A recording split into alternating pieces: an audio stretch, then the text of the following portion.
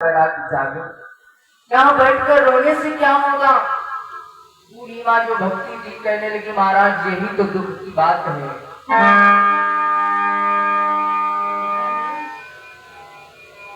महाराज आपको नहीं मालूम ऋषिराज बात मरने की है, लज्जा की खास निशानी है। पेटों पर उधर बुढ़ापा है, मैया पर इधर जवान। पूरी माँ कहती मुनिवर यही तो दुख की बात। बेटा हमारे ज्ञान वैरागी जो है ना, ये कलयुग के आपे में पड़ करके सो गए हैं और माँ अभी जाग रही है। हम किसके सामने जाएं, क्या जा करके बताएंगे, कैसे समझाएंगे, लोग मेरी मजाक बनाएंगे। महाराज नारद बाबा ने मैया भक्ति को जब दुखी देखा तो बोले आप चिंता न करो माँ, हम कोई उपाय करेंगे जिससे ज्ञान वैरागी जागेंगे। तो नारद बाबा ज्ञान वैरागी को जगाने के लिए आगे बढ़े और जंगल में पहुंचे तो वहां पर मुनिवर मिले श्री सनत कुमार जी महाराज। सनत कुमार देखते ही नारद बाबा आए और नमस्कार किया एक दूसरे को। लेकिन बाबा नारद देख रहे हैं ये तो सब लोग भक्ति कर रहे हैं। मुनिवर नारद ने आग्रह किया महाराज आप भक्ति कर रहे हो और भक्ति पर संकट आया है। नारद बाबा ने कहा भक्ति पर संकट आ गया और जब वो संकट में है तो ये पूजा पाठ किस काम का महाराज, इसलिए कोई उपाय करो ना।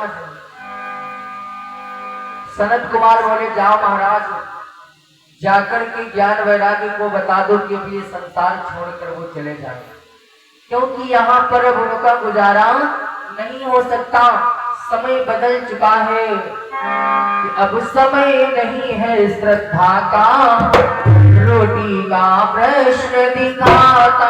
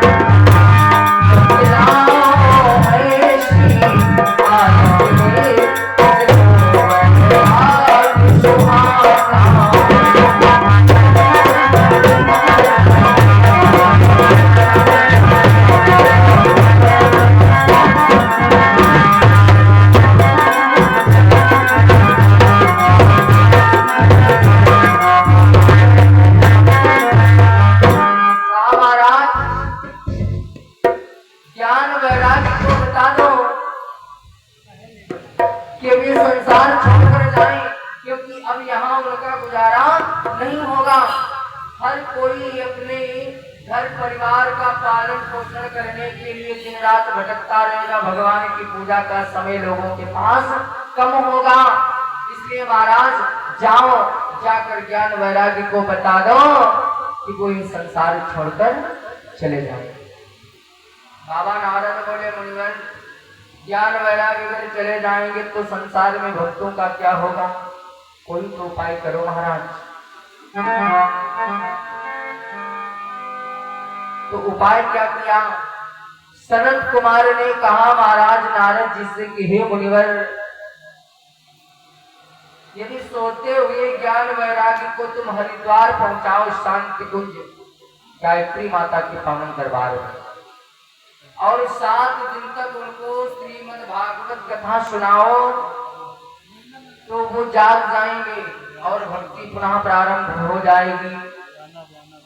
क्योंकि श्रीमद् भागवत कथा का साप्ताहिक अनुष्ठान सनत कुमार ने बताया। बाबा नारद अपनी योग शक्ति से सोते हुए ज्ञान वैरागी को उठाया और हरिद्वार में पहुंचाया है। शांति कुंज हरिद्वार गायत्री माँ की शक्ति पीठ है। और खुद बाबा नारद गंगा जी में स्नान किया और उसी गंगा जी के किनारे बैठ करके श्रीमद् भागवत कथा का श्री गणेश किया।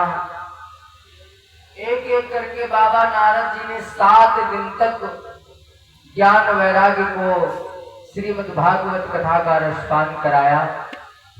इस कथा को सुनकर पूज्य सनत कुमार के कहे अनुसार बाबा नारद ने कथा सुनाया। कथा को सुनकर के सोते हुए ज्ञान वैराग्य जाग गए, उठकर बैठ गए।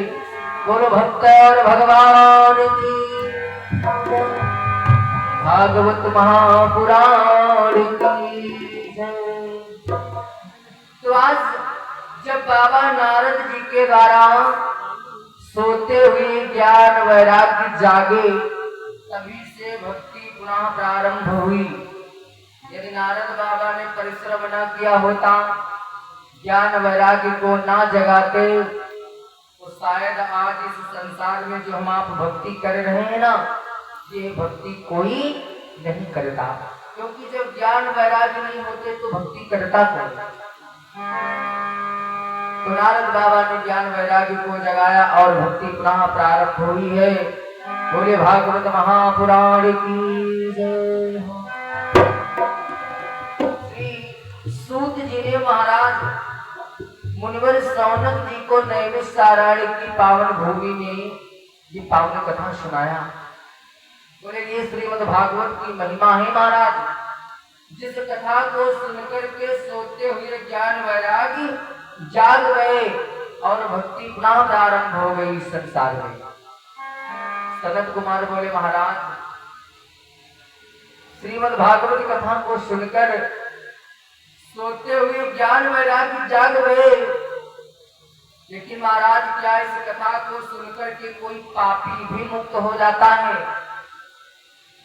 सूत जी बोले महाराज, श्रीमद् भागवत कथा भक्तों का कल्याण और दुष्टों का उद्धार करने के लिए ही बनाई गई है।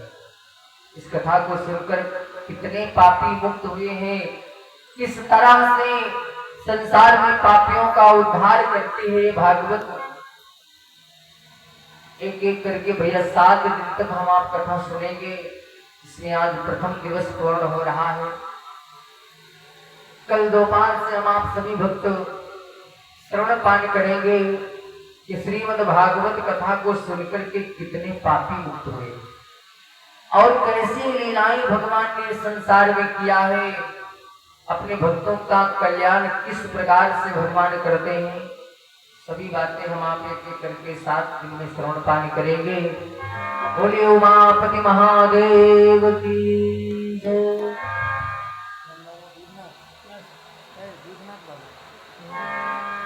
प्रेम से दूधनाथ भोलेनाथ की। और इसी के साथ इन्हीं शब्दों के साथ हमारी विराम है। अगली सेवा कल दोपहर में होगी।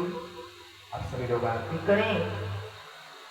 कल दोपहर में ठीक 1 बजे से सभी लोग आएंगे। दोपहर 1 बजे से शाम 4 बजे तक सभी लोग आएंगे।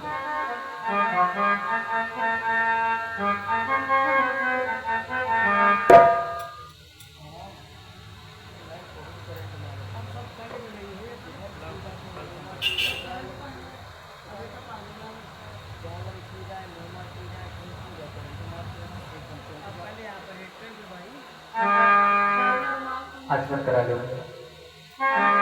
ओम हरि ओम चंद्रमा मनसो जाचो सूरोदाय सोत्रादायसु प्राणस्तमुखादग्निर्जायता। ओम जलमाचुनिं समर्पयामि। ओ आरती गाओ श्री अजीर रघुवर